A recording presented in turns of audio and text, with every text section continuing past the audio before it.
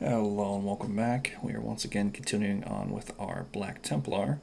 And just to start things out, just because it's going to annoy me if I don't, I'm going to do one very quick layer over this shoulder pad here. Just because there's a tiny little black bit of black, rather, that you can still see kind of coming through. And I don't like it. So we are going to try our best to clean that up. We are also going to continue on with some of our other little details today. I will be taking a look at this flamer, the scabbard of his knife, the knife itself, obviously, and then I think we'll be doing some of these oath papers. I still forget what they're called technically. It's sitting like in the back of my mind constantly. Like I know what they're called.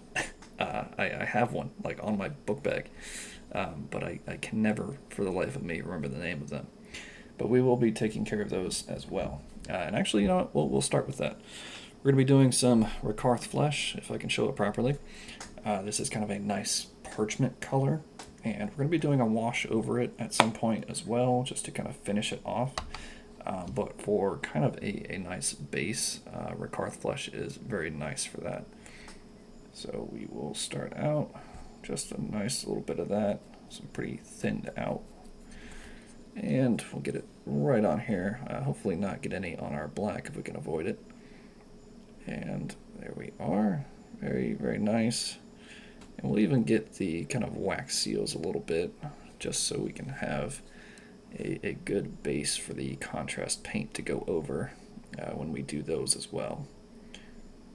And very carefully, we'll do the same down here.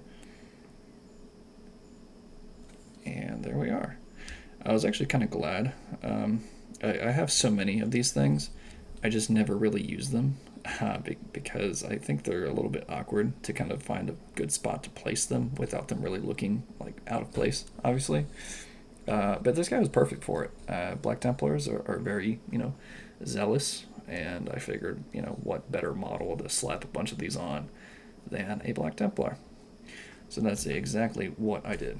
And if I can close these without peeking the microphone, that would be perfect, because we're moving on to our next paints here. I think next is going to be a nice brass. We're going to focus on this flamer a little bit. And of course, we're going to be using Balthazar gold for it. It says gold, but I swear this is a more brass color than anything else. I'll die on that hill. You can fight me if you want, but I'm just right. In comparison to something like Retributor armor, and I kind of said it properly at that time, it's very much a brass color. But on its own, you can argue it's gold. It just does not hold up well against the other actual gold color. And if I could stop knocking my lights around, that would be great.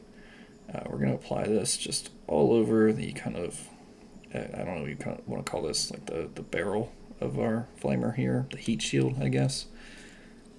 And the same thing on the back. We're going to have some awkward angles in this one, but that's kind of what we're used to at this point. And just kind of as neat as we can. We also want to feel like I'm going to get this little kind of sparker thing. Like that's what actually lights your fuel on fire as it comes out. I don't know what you technically want to call that, but we'll make it brass as well. And I think for the top of the fuel tank as well, we will make that brass. And then the underside, we will make like a nice red.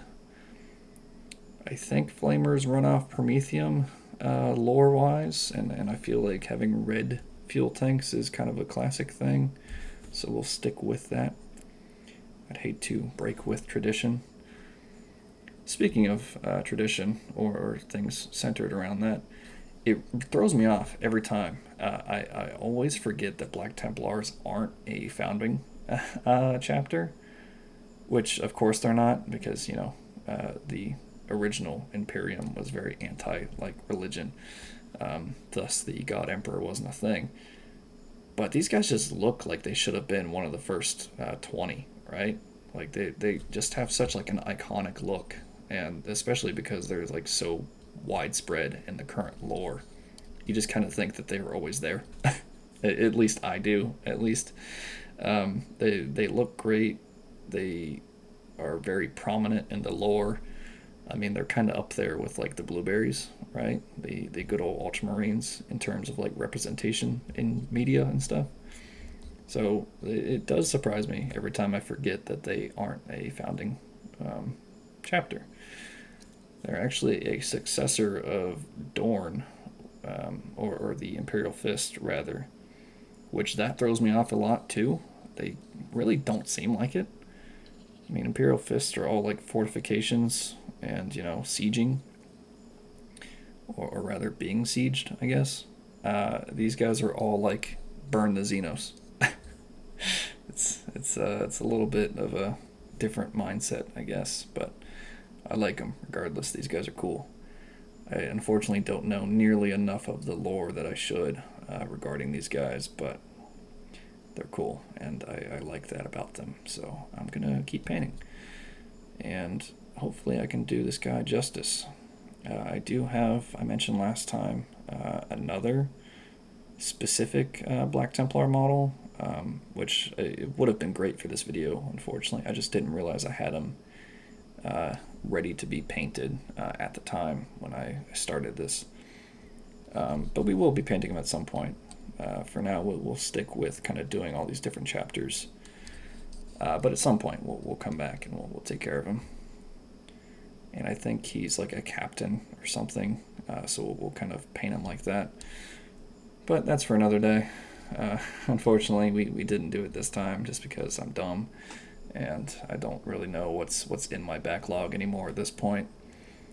I also have like a full box of Cadians that I still need to paint sometime. They've been sitting in a box for literally like months. The only problem with Cadians I have is that I kind of fell in love like with the old Cadians. I bought the new ones first. I bought the Cadia Stands box originally, and then I had picked up the like old Combat Patrol that had the old models in it. And I gotta say, I like the detail on the new models. Don't get me wrong, they look great. But I like the simplicity of the old models a lot. I kind of prefer them, to be honest with you. So I'm a little bit sad I don't have any more of those guys. I have like a maybe 10 or 20 man unit of them, and I wish I had more. But I'm not about to go on eBay and buy like secondhand, raised prices for retired units that I probably won't buy again at any point. We are moving on though.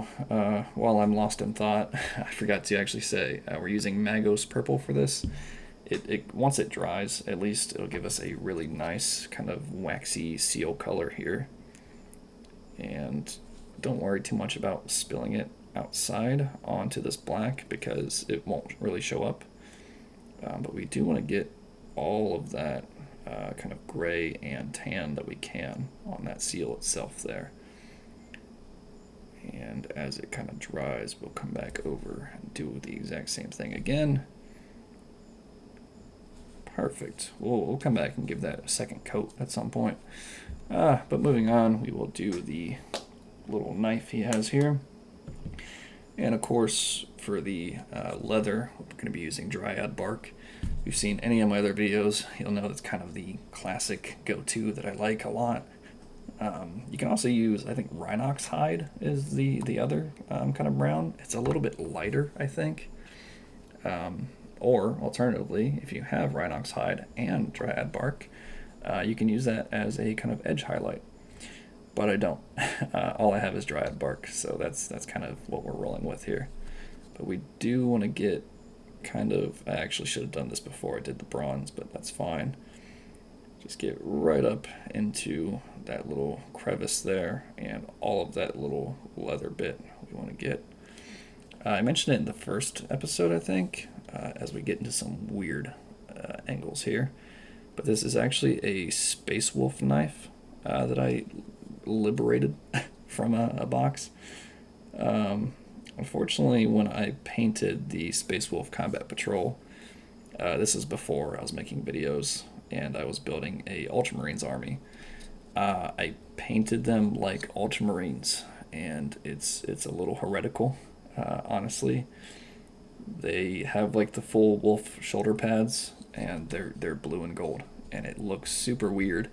It looks kind of cool though. They look like some like elite squad, and that's kind of how like I role play them as. Um, but man, now that I've started this and I've been painting all these other chapters, I kind of regret painting them blue. Maybe at some point I'll strip them and I'll redo it. But yeah, that's where I got this knife from, which is why I have like a little skull on the hilt there, or on the whatever you want to call that, the leather bit, scabbard, sheath, whatever. And for the blade itself, of course, we did this in another episode, but we're using, excuse me, lead belcher. That's what we painted our flamer with. Good lord. I feel like this series is just a compilation of me not being able to talk properly and stumbling over my own words and all of that. It's not great, but I'm getting better, you know? I feel like if you went back and watched my first video versus this one, I feel like I'm a little bit better with speaking, hopefully. I at least try to kind of accentuate things a little bit more and, stumble over my words less when I can. Sometimes it's unavoidable, unfortunately, but I try. And I did notice, I don't know if you can really see it, but there's a little bit on this Aquila that it had just black. It wasn't painted silver, and it was really irking me. But it's one of those things you can't see unless you like really look for it, which is why it evaded my detection for so long. So we will just make sure we got all of that cleaned up. And I think today is going to be the one where we try the eyes. That's always the tough one. It sometimes goes well, sometimes it doesn't. If we're real lucky, I'll get it in one, but if not, this is going to be pretty easy to clean up. And once I give this a nice shake here, it's going to be corn red, and we're going to be switching to a little bit of a smaller brush for this as I peek the microphone. I do that every once in a while, unfortunately. I just forget that it's loud. For some reason, as I pick out the right brush I want here, I think we'll go with this one. It's not the smallest one I have, but I feel like it's going to give us kind of the best chance at this, just because the end of it is kind of hooked, and I feel like we can use that to our advantage. But for some reason, my microphone really likes the noise of paint pots opening, and it just locks onto it. I don't know why. I don't know what it is about that like specific frequency, but it's super loud for some reason. And we're not butchering this so far, but I will have to go back over it. I can already tell. And that's going to be the tougher one, getting in here. Again, it's not horrible. I think once it dries a little bit, I might have to go back over this one. Our paint's kind of a little bit too thin. But overall, it's not horrible. And looking at our full guy, he's actually getting pretty close to being done. If you've watched to this point so far, you can pretty much call it. If you want to continue on watching with my highlighting and taking care of all these small details, you can. But overall, like we're pretty solid. It's not my best work, but it's a good foundation for if you're doing this yourself, and that's kind of my goal. Because I'm not the best painter. I will admit that freely and openly, but I feel like I can give you a good starting point, and that's what's more important to me, is giving you kind of the guide to do it yourself and to surpass me. And that's my goal for this, is that everyone who watches can do it themselves. As I close this paint, it actually doesn't want to close for some reason.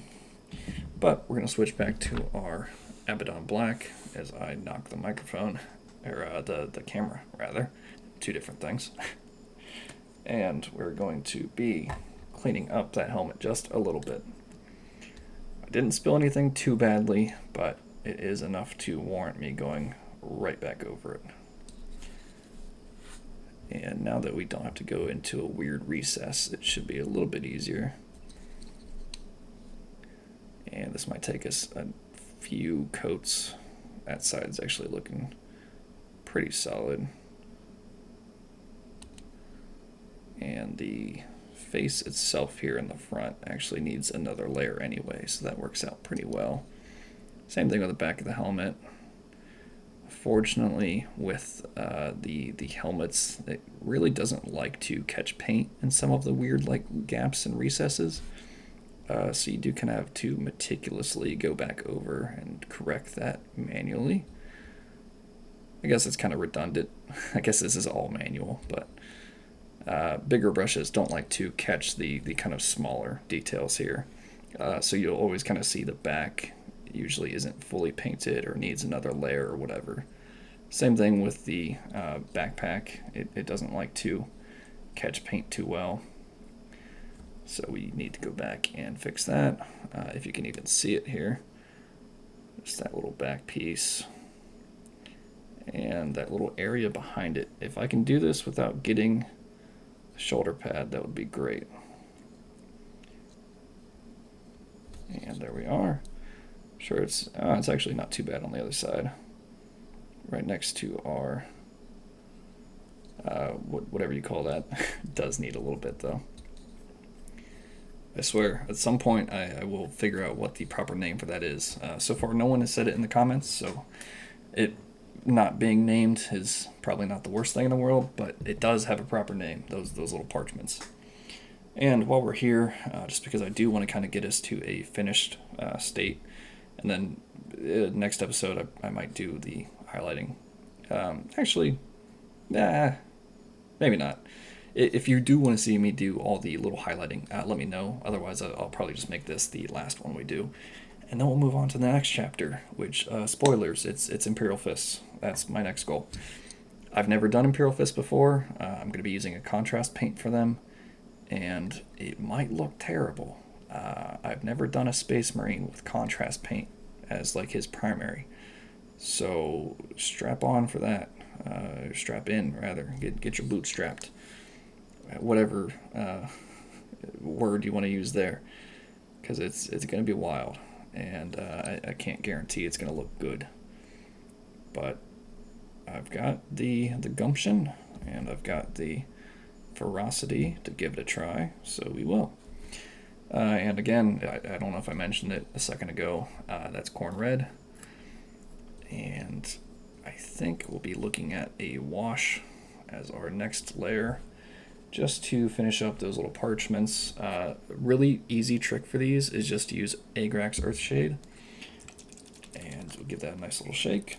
I don't even know if you need to shake a wash. I always do anyway, just kind of force a habit. But getting that a little bit thinned out, you can put this right onto your parchment, and it kind of gives like the effect like it has ink on it. You can also use like a really thin kind of pen,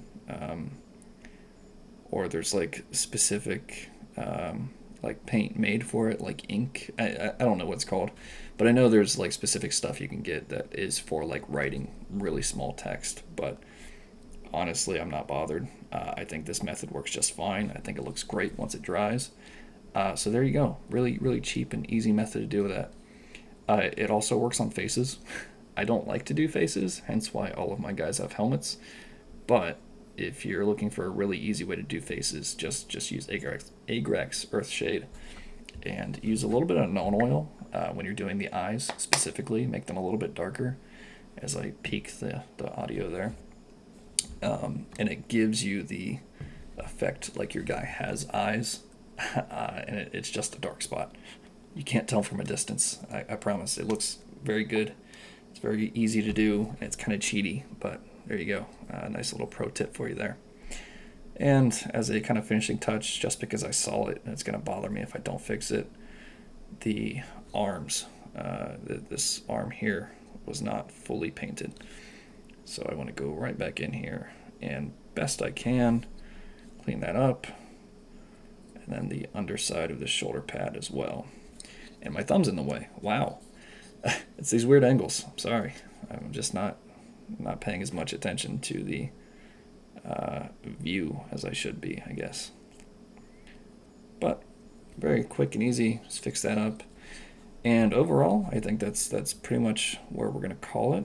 Obviously, there's a little bit of cleanup that I need to do as I kind of do it. We'll do the outro.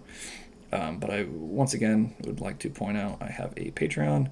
Link is in the description. It's also on my main page screen thing. I don't know what YouTube technically calls it, but it's like my channel description, right?